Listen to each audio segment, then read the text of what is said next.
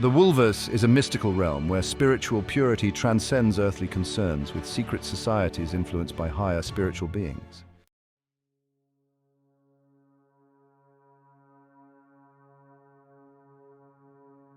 In my videos, I'll present various perspectives. Most will be subjective, reflecting the views of specific governments, organizations, or individuals and not representing the entire law. Some videos will offer objective takes from a secular perspective, focusing on concrete details without delving into spiritual truths.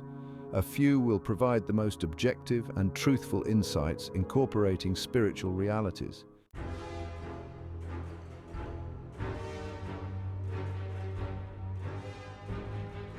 The following video is a basic description of Wolcottia's essence if you strip away the greater spiritual world at hand.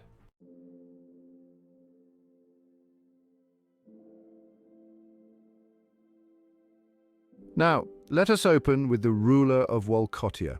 Emperor Frederick, strong and stalwart in his appearance, is often depicted as either a heartless dictator or a benevolent father to his nation.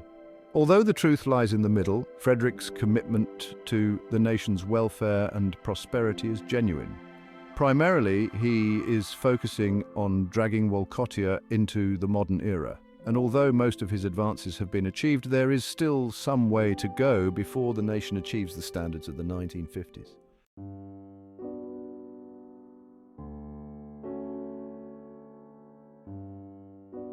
Wolcottia is classified as a hybrid regime on the Democracy Index due to its blend of authoritarianism with elements of accountability and transparency. Despite its authoritarian nature, the regime includes measures like separation of powers, noble contractual obligations, and merit-based elections. These features prevent it from being fully democratic or fully authoritarian. However, Wolcottia has increasingly adopted a more authoritarian stance in response to global changes, such as the Industrial Revolution, aiming to enforce progress.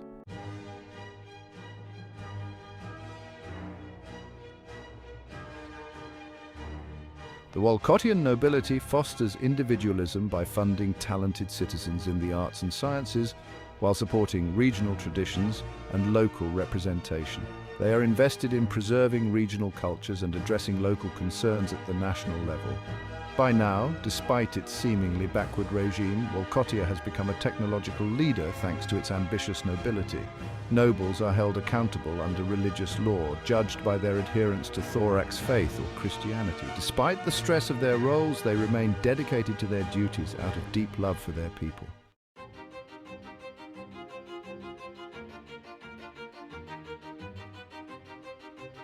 The dominant national ideology of Wolcottia is Wilkism, built on combining different aspects of the three major secular ideologies: communism, fascism, and liberalism, within the context of traditional Wolcottian monarchism. It is the successor of Wolcottism, Wolcottian socialism, which believed that the social revolution in Wolcottia could only be established by the dominant royal family and house. Currently, Wilkism is focused on supporting the ideals of crown, folk, and country traditionalism, socialism, and nationalism.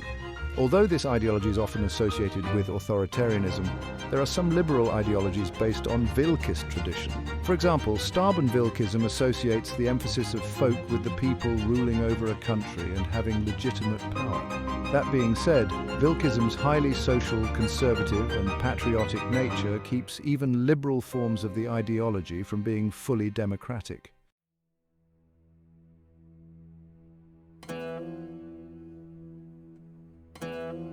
Thorax faith is the official religion of Wolcottia, founded on monotheist principles, but rejecting Abrahamic doctrine as a distortion of the truth. According to Thorax faith, Wolcottia was founded by a divine prophet, Sir John, and established by a legacy of said prophet. It is a very conservative and hierarchical religion, though notably less conservative than nearby religions such as Christianity and Judaism. Thoracians' beliefs focus on one's sovereignty, character, and integrity, aligning themselves with right being in the name of God. There are many denominations of Thorax faith throughout the world, but the primary one in Wolcottia is known as the New Faith. New Faithers have a single great order centered in Coronis, with various orders centered in different cities and speaking different languages below it.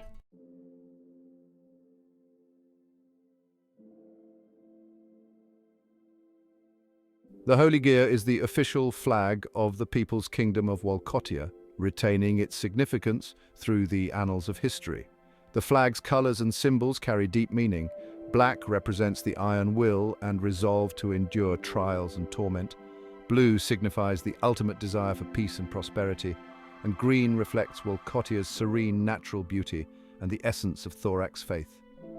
The diamond at the center ensures that the gear stands prominently, symbolizing the flag's central role in the nation's identity.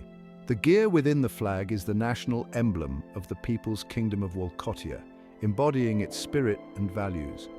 The gear symbolizes various aspects of Wolcottian society. Its four lines represent the four classes: laborers, who are workers or farmers; thinkers, who are artists or intellectuals; warriors, who are soldiers or clergy; and nobles, from the lowest jarl to the emperor himself. The central spoke signifies the unity of monotheism, while the gear itself is a symbol of progress. This emblem captures the essence of the nation, reflecting its commitment to both tradition and advancement. The Tree of Life is a symbol with ancient historical roots. In early Wolcottian history, it was common for Wolcottian pioneers to plant a tree wherever they settled. Over the years, this tree grew to become a symbol of defiance against foreign invaders and a symbol that motivates many Wolcottians today to do well. The Tree of Life is a popular national symbol for all Wolcottians, regardless of political ideology. Because of this, the Wolcottian government has declared the tree flag and emblem to be secondary national symbols representing the eternal life of the Wolcottian nation.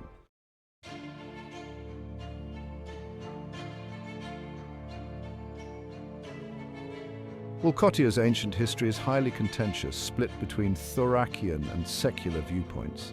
According to Wolcottian nationalists and Thoracians, the land was first settled by Sir John, a prophet of thorax faith, and his followers, who crossed the Atlantic and mixed with local Native American populations, eventually forming various kingdoms. The Nashkraltu Confederacy, a kingdom notorious for human sacrifice and slavery, was overthrown by the righteous King Rasulvan, who converted to thorax faith.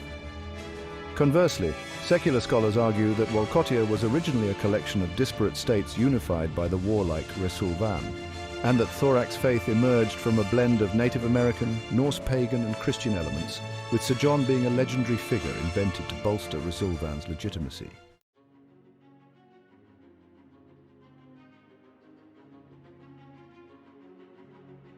In the late 1300s, Wolcottia was established, launching colonial projects focused on national glorification and expansion.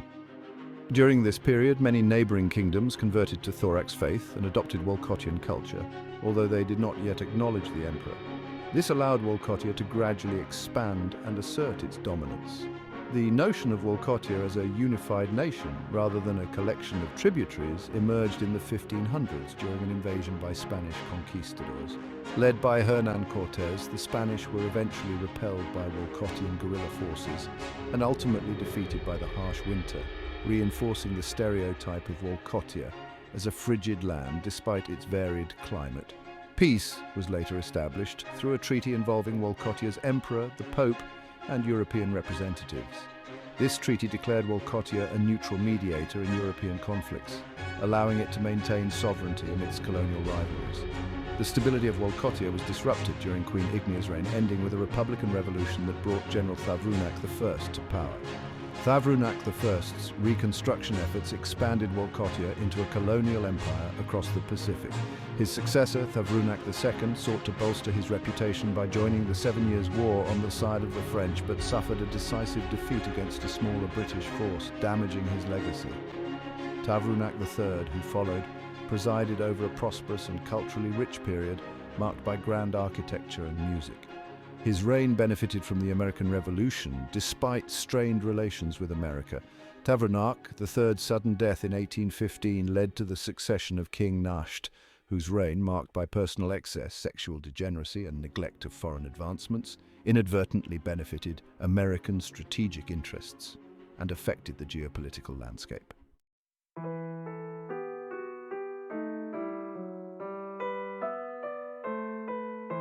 In 1836, the United States launched an unexpected assault on Wolcottia, dramatically underestimating the nation's capabilities. Despite Wolcottia's relative lack of industrialization compared to the American powerhouses, Its people were fiercely committed to defending their homeland against foreign invasion. The conflict quickly escalated into a brutal and protracted war, marked by a series of American atrocities. The invading forces committed widespread massacres, slaughtering Wolcottians by the hundreds and leaving a trail of horror and devastation. The brutality of the American campaign against Wolcottia provoked a dramatic turn of events. Among the American leaders was General James K. Polk, who, appalled by the atrocities and impressed by the resilience of the Wolcottian resistance, defected to the Wolcottian side. Polk, along with his divisions, switched allegiances, adding significant strategic advantage to the beleaguered Wolcottian forces. The American forces were met with fierce guerrilla warfare from the Wolcottian people, who proved to be tenacious defenders of their land. This resistance compelled the Americans to withdraw, unable to secure a decisive victory. The war had devastating consequences for Wolcottia, as the Cavallan dynasty, which had been instrumental in the nation's governance, was brutally murdered by American troops. In the wake of this tragedy, General Polk was appointed as the official regent of Wolcottia. Under Polk's leadership, Wolcottia embarked on a period of rapid industrialization and rebuilding. The nation focused heavily on strengthening its military and economic infrastructure, preparing itself for any future threats and ensuring its capacity for self-defense. In 1850, following Polk's death, the United States once again invaded Wolcottia. This time, the Americans, having anticipated an easy victory against a weakened foe, were confronted by the formidable defenses of Wolcottia under its new king, Iltsar I of the House of Alaris. By the end of the war, the United States collapsed. Although this was a great success for Wolcottia, the kingdom paid for it with the loss of Nastland, a northern territory belonging to Wolcottia's Govariat racial minority. This led to Wolcottia's newfound revanchism to guide its path going forward.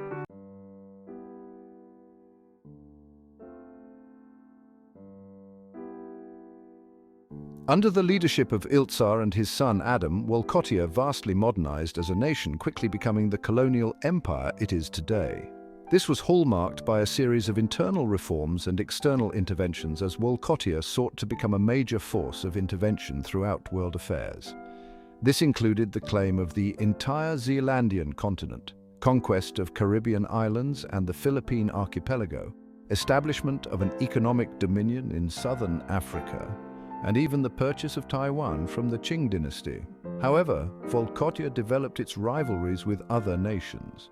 The British Empire, known for a legacy of conquest and expansionism, continued to occupy the territory of Nastland, leading to great historical grievances with Wolcottia.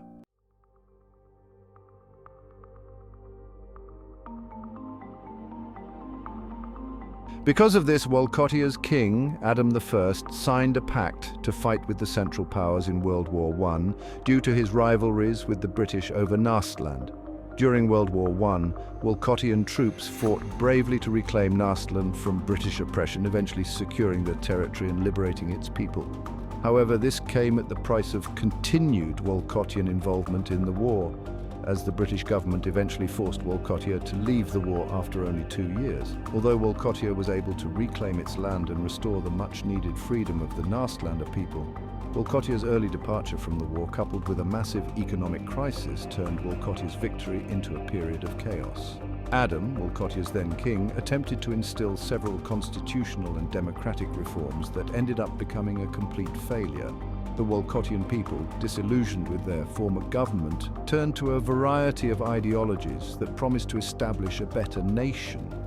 As liberals, communists, fascists, and hardcore monarchists competed, it turned out that none of these ideologies completely won.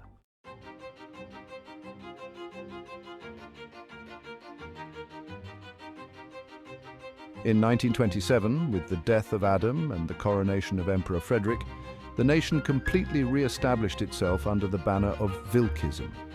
Under his leadership, alongside that of Consul Olaf Robinson, the latter being the founder of Vilkism, in a similar way to how Marx founded communism, the People's Kingdom of Wolcottia managed to prosper under a heavy hand. Although Wolcottia's authoritarian nature was made obvious, the nation grew from a weak and broken power in the late 1920s to one capable of defending its interests. even fighting a war against China in the 1930s.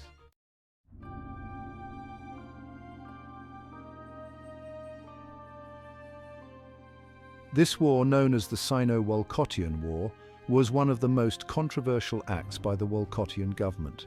Although Wolcottia's grievances with China were valid and Wolcottian troops generally behaved well, the few atrocities that Wolcottia did commit were absolutely brutal.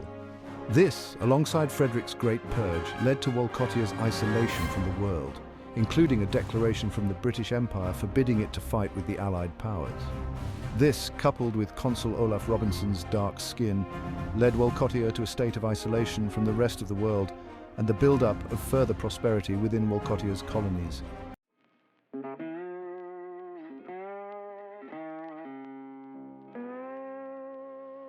Today, Wolcottia's greatest allies are its colonies, largely independent nations that are still bound to the nation's greater sphere of influence. However, unlike the colonies of Britain, France or Germany, Wolcottia sees its colonies as a part of a broader Wolcottian identity, seeking to further integrate them into what Emperor Frederick coined the Federation of Equals. This does not mean that Wolcottia and her colonial empire shall adopt a more democratic system of government, but rather that Wolcottia will push for greater integration as opposed to further autonomy and independence.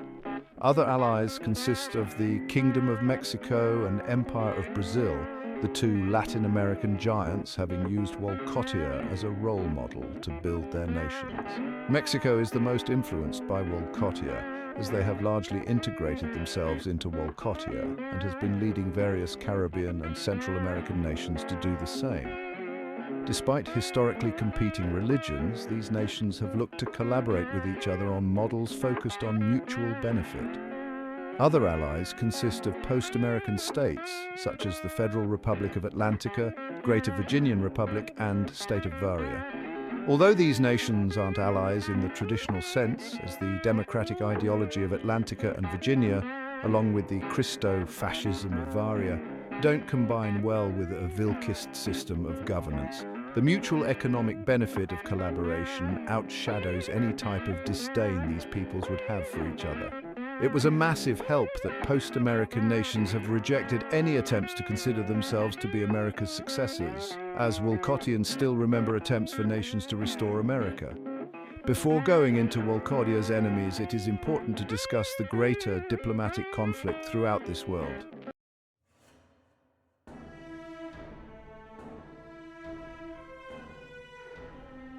Wolcottia, despite its immense colonial empires and widespread dominance, is not considered to be one of the two major powers. Rather, the general politics of the world consist of a conflict between the British Commonwealth and the Soviet Union, each fighting wars throughout the world to secure their dominance and eliminate their rivals.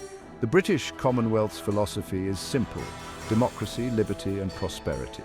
The Commonwealth mostly participates in a cautious conservatism in politics, seeking to slowly decolonize and support a greater union between various peoples to oppose communism. Its general goal is the dominance and spread of the liberal-conservative dynamic, pushing for individual rights, economic capitalism, and social liberalism.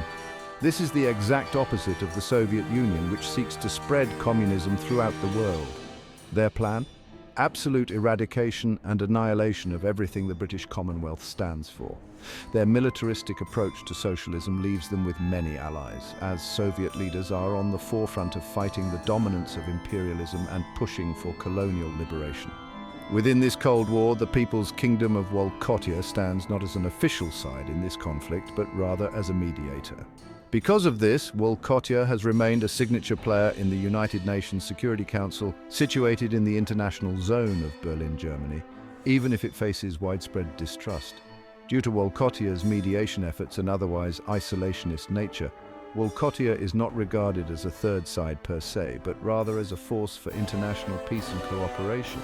However, just because Wolcottia is neutral in the broader Cold War, doesn't mean Wolcottia has no grievances with other nations.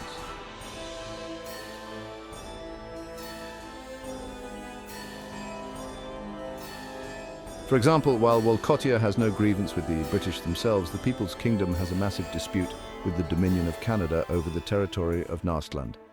This territory, which Wolcottia sold to the British Empire in 1850 but reclaimed by war in 1916, is still the focal point of mutual disagreement. While Canada claims that a deal is a deal and that Wolcottia had no right to simply renege and conquer the land back, Wolcottia claims that they were forced to sign the treaty under duress and that Canada has no right to reclaim the territory. Ethiopiana, a small island nation situated between Wolcottian Alaska and the Soviet Union, is another nation put on Emperor Frederick's proverbial naughty list. This is due to Ethiopiana's claim over Wolcottian colonies in its south. Said colonies, whether rightly or wrongly, prefer to stay within the People's Kingdom over joining the Federal Socialist Republic of Ethiopiana. Said Federal Socialist Republic also has a massive ideological dispute with the People's Kingdom, as although the two nations are authoritarian.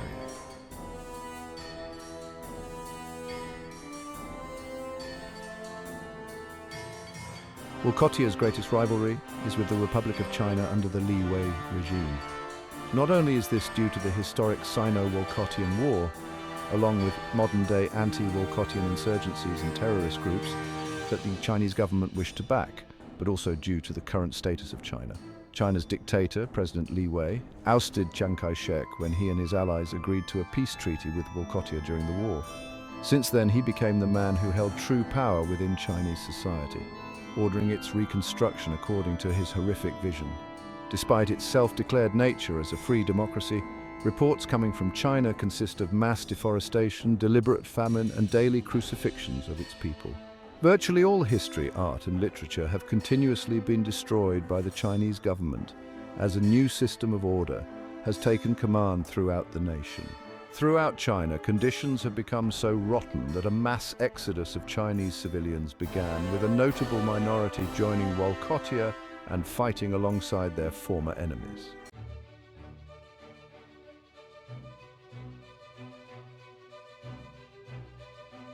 For this reason, Wolcottia has a massive role as East Asia's protector from the so-called Blue Menace. Its allies in Japan, Korea, and Vietnam cannot stand Chinese oppression, and even the most vehement of anti-imperialists within these regions prefer to be a Wolcottian colony. However, this did not reach the rest of the world, as journalists from powerful democracies such as Ethiopiana have ensured that the Western world views the Chinese government as the stronghold of Asia.